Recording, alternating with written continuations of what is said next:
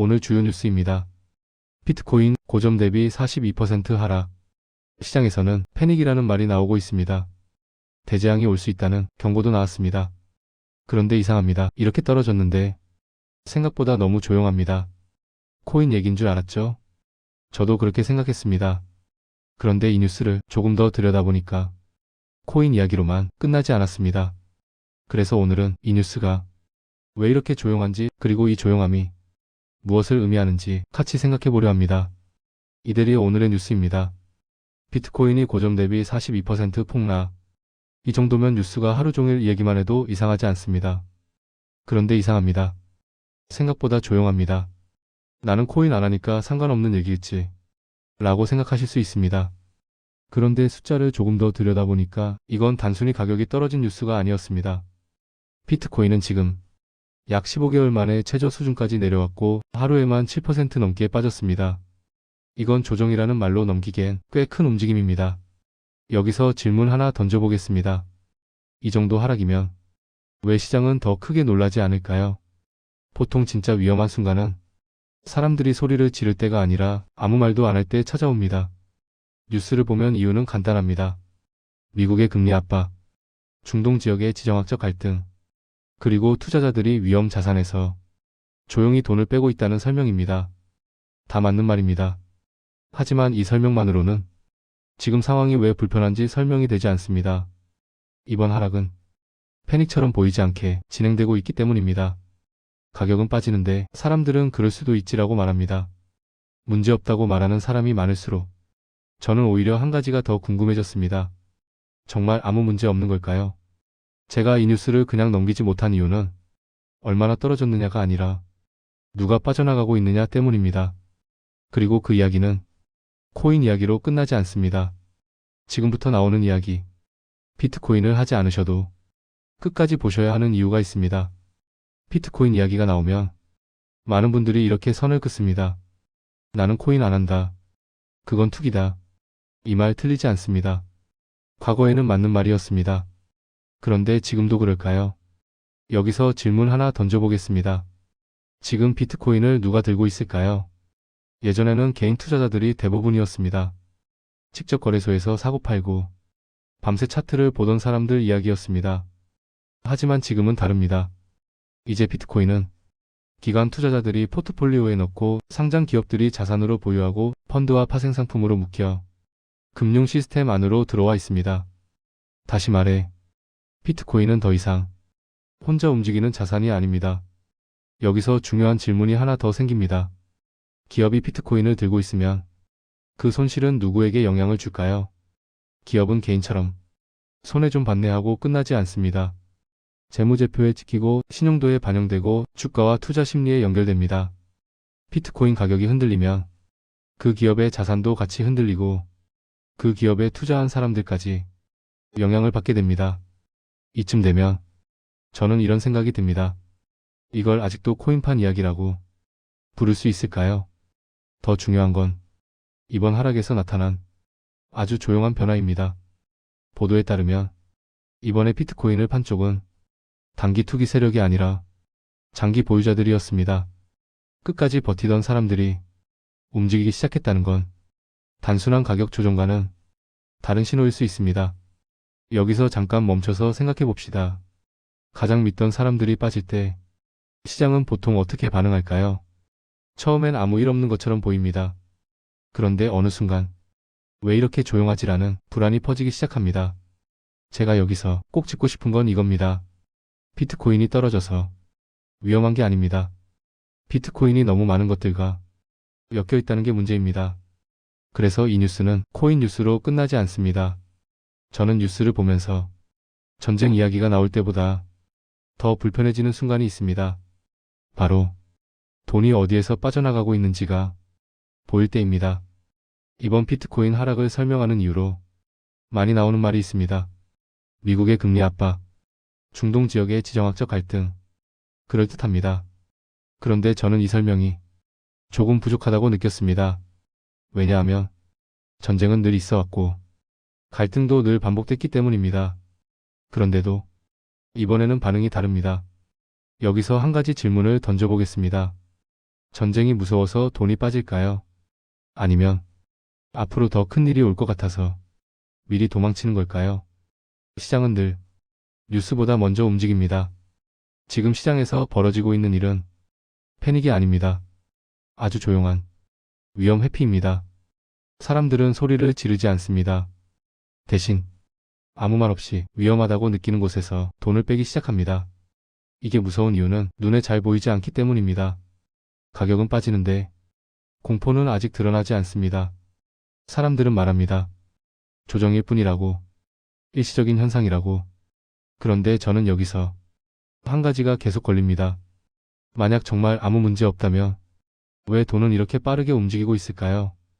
돈은 감정이 없습니다. 희망도 없고 의리도 없습니다. 돈은 오직 위험해 보이느냐 아니냐만 봅니다. 그리고 지금 돈은 위험하다고 판단하고 있습니다. 비트코인만의 문제가 아닙니다. 위험 자산이라는 이름 아래 묶인 것들에서 동시에 빠져나가고 있습니다. 이런 상황에서 가장 먼저 무너지는 건 가격이 아니라 신뢰입니다. 신뢰가 무너지기 시작하면 그 다음에 오는 건 속도입니다. 저는 지금 시장이 폭락 직전이라고 말하고 싶지는 않습니다.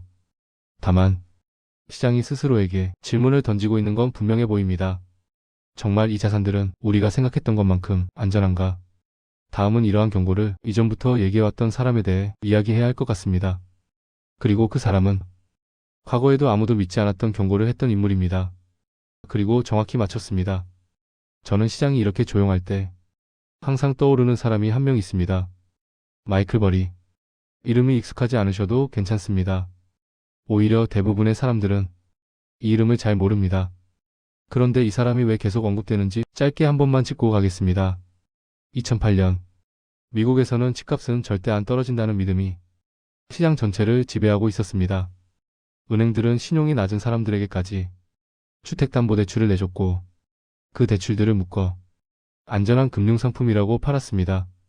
문제는 사람들이 돈을 갚지 못하기 시작했는데도 시장은 끝까지 괜찮다고 믿었다는 점입니다. 그때 이 구조 자체가 무너진다고 거의 유일하게 말했던 사람이 마이클 버리였습니다. 그는 집값이 아니라 대출 구조를 받고 사람들이 갚을 수 없는 돈 위에 금융 시스템이 세워져 있다고 판단했습니다. 그래서 모두가 안전하다고 믿던 시장에 혼자 반대로 베팅했습니다. 당신은 미쳤다는 말까지 들었지만 결과는 우리가 아는 그대로였습니다. 주택시장이 무너졌고 은행이 쓰러졌고 그 여파는 전 세계 금융위기로 번졌습니다. 그래서 저는 이 사람이 다시 이러한 주장을 했을 때 그냥 넘기기가 어려웠습니다. 마이클 버리는 이번에 비트코인을 보면서 의견이 아니라 경고라는 표현을 썼습니다. 그가 말한 핵심은 단순합니다. 비트코인이 지금의 하락에서 벗어나지 못하면 문제는 코인에서 끝나지 않을 거라는 이야기입니다. 여기서 중요한 질문이 하나 생깁니다. 이 사람의 경고 대상은 개인 투자자일까요? 아닙니다. 그가 보고 있는 건 비트코인을 대량으로 보유한 기업들입니다. 만약 비트코인이 지금보다 10%만 더 떨어지면 이 기업들은 수십억 달러 규모의 손실을 재무제표에 반영해야 합니다. 저는 이 부분에서 등골이 조금 서늘해졌습니다. 기업의 손실은 거기서 끝나지 않기 때문입니다. 신용이 흔들리면 시장은 급격히 경직됩니다. 마이클 버리는 이 과정을 너무 잘 아는 사람입니다. 그래서 그의 말이 더 불편합니다. 그는 말합니다. 최악의 경우 비트코인이 5만 달러 선까지 내려가면 가상자산 채굴 업체들이 연쇄적으로 무너질 수 있다고. 그리고 그 순간 문제는 훨씬 복잡해진다고 말합니다. 이건 더 이상 코인 가격 이야기만은 아닙니다. 다음 장에서는 그가 말한 최악의 시나리오가 왜 단순한 공포가 아니라 구조적인 문제인지 조금 더 구체적으로 살펴보겠습니다. 마이클 버리가 말한 최악의 시나리오에서 제가 가장 불편했던 단어는 폭락도 붕괴도 아니었습니다. 그가 쓴 표현은 블랙홀이었습니다. 저는 이 표현을 곱씹어봤습니다. 왜 굳이 블랙홀일까요? 블랙홀은 무언가가 빨려 들어가면 다시는 빠져나오기 어렵습니다.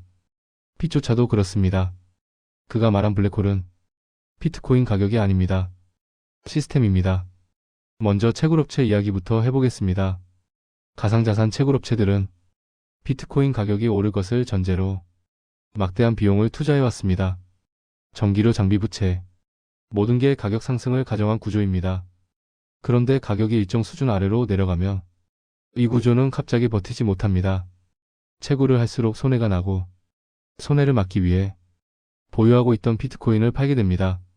여기서 질문 하나 던져보겠습니다.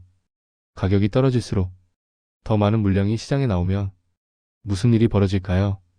가격은 더 빨리 떨어집니다. 이건 공포가 아니라 구조입니다. 문제는 이 과정이 채굴업체에서 끝나지 않는다는 점입니다. 비트코인은 이미 토큰화된 자산, 선물 파생 상품, 각종 금융 상품들과 엮여 있습니다. 가격이 흔들리면 연결된 상품들이 동시에 흔들리고 어느 순간부터는 사고 싶어도 사는 사람이 사라집니다. 이게 바로 마이클 버리가 말한 블랙홀입니다. 팔고 싶은 사람은 많은데 받아줄 사람이 없는 상태. 저는 여기서 2008년이 떠올랐습니다. 그때도 문제는 집값 그 자체가 아니라 집값을 기반으로 만든 금융 상품들이었습니다. 이번에는 집 대신 비트코인이 중심에 있을 뿐입니다. 그래서 저는 이 상황이 더 불편합니다. 사람들은 여전히 말합니다. 코인 얘기일 뿐이라고. 하지만 지금의 비트코인은 너무 많은 것들과 같이 움직이고 있습니다. 이 장에서 꼭 기억해야 할 건 이것입니다.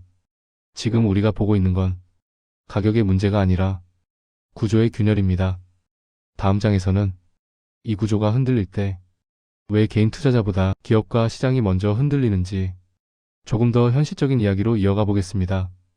왜 이런 상황이 오면 항상 개인보다 기업 이야기가 먼저 나올까요? 이유는 간단합니다. 기업은 시장의 중심에 서 있기 때문입니다. 비트코인을 개인이 들고 있으면 손실은 개인에서 끝납니다. 아프지만 시스템이 흔들리지는 않습니다. 하지만 기업은 다릅니다. 기업이 비트코인을 보유하고 있으면 그 자산은 재무제표에 그대로 찍힙니다. 가격이 떨어지면 평가 손실이 생기고 그 순간부터 회사의 숫자가 달라집니다. 여기서 질문 하나 던져보겠습니다. 숫자가 달라지면 시장은 가만히 있을까요? 그렇지 않습니다. 평가 손실이 커지면 투자자들은 불안해지고 신용등급이 흔들리고 자금 조달 비용이 올라갑니다. 이 과정은 아주 조용하게 진행됩니다. 어느 날 갑자기 회사 하나가 무너지는 게 아니라 조금씩 숨이 막히기 시작합니다. 그래서 저는 마이클 버리가 말한 이 문장이 계속 머릿속에 남습니다. 비트코인이 지금보다 10%만 더 내려가도 상황은 달라집니다. 10%라는 숫자 작아 보일 수 있습니다. 하지만 기업 입장에서는 수십억 달러의 손실이 한 번에 반영될 수 있는 수치입니다. 여기서 중요한 건 그 기업이 하나냐 여러 개냐가 아닙니다. 문제는 시장 전체가 같은 방향을 보고 있다는 점입니다. 여러 기업이 동시에 흔들리기 시작하면 시장은 더 이상 개별 사건으로 보지 않습니다. 분위기가 바뀝니다. 저는 이 지점에서 시장이 가장 예민해진다고 생각합니다. 사람들이 묻기 시작하기 때문입니다. 이 기업만의 문제일까? 아니면 비슷한 구조를 가진 다른 기업도 같이 위험한 걸까? 이 질문이 퍼지는 순간 돈은 더 빠르게 움직입니다. 그리고 그 다음에 흔들리는 건 코인이 아니라 시장 전체의 신뢰입니다. 이 장에서 제가 말하고 싶은 건 이것입니다. 지금의 불안은 개인 투자자의 공포가 아니라 기업과 시장이 먼저 느끼는 긴장이라는 점입니다. 다음 장에서는 이 긴장이 계속될 경우 어디까지 번질 수 있는지, 그리고 우리가 뉴스에서 어떤 신호를 가장 먼저 봐야 하는지 조금 더 직접적으로 이야기해 보겠습니다. 뉴스에서 반복해서 등장하는 숫자가 있습니다. 비트코인 5만 달러입니다. 사람들은 이 숫자를 싸다 비싸다의 기준으로 말합니다. 하지만 저는 이 숫자를 가격이 아니라 기준선으로 봅니다. 5만 달러 아래로 내려가면 많은 채굴업체와 기업들이 버티던 구조가 흔들리기 시작합니다. 채굴업체는 채굴을 할수록 손해에 가까워지고 기업은 비트코인을 자산으로 보유하는 것이 부담이 되기 시작합니다. 이때 사람들은 기다리지 않습니다. 결정을 합니다. 그래서 이 숫자가 무섭습니다. 폭락의 끝이 아니라 판단의 시작이기 때문입니다. 5만 달러는 싸고 비싸고의 문제가 아니라 이 구조를 계속 가져갈 수 있는지를 시장이 스스로에게 묻는 지점입니다. 여기까지 이야기를 들으면 그래서 지금 뭘 해야 하느냐는 생각이 들 수 있습니다. 하지만 저는 무언가를 하라고 말하고 싶지는 않습니다. 대신 어떻게 봐야 하는지는 분명히 말하고 싶습니다. 오늘 뉴스가 불편한 이유는 비트코인이 떨어졌기 때문이 아닙니다. 돈과 기업 시장이 같은 방향을 보고 있기 때문입니다. 제가 중요하게 보는 건 가격이 아니라 누가 움직이고 있는지입니다. 개인이 아니라 기업이, 단기 투기자가 아니라 장기 보유자가 움직이는지, 이 신호들이 겹칠 때 시장은 항상 우리가 생각한 것보다 먼저 움직여 왔습니다. 그래서 저는 이 뉴스를 코인 뉴스로 보지 않습니다. 자산 전체가 다시 평가받고 있다는 신호로 봅니다. 오늘 뉴스 그냥 지나치면 기사로 끝나지만 이해하고 나면 지금 시장이 무엇을 두려워하는지 보이기 시작합니다. 오늘 뉴스 어떻게 보셨나요? 정답을 드리기보다는 같이 생각해보고 싶었습니다. 만약 오늘 이야기가 조금이라도 도움이 됐다면 구독과 좋아요로 이대리에게 힘을 조금만 보태주세요. 알람 설정까지 해두시면 다음에 중요한 뉴스가 나왔을 때 같이 놓치지 않고 다시 이야기해볼 수 있을 것 같습니다. 뉴스는 매일 나오지만 생각은 혼자 하기엔 조금 버거울 때가 있습니다. 그래서 저는 다음 뉴스에서도 여러분과 같이 한 번 더 생각해 보겠습니다. 이대리의 오늘의 뉴스였습니다. 다음 영상에서 뵙겠습니다.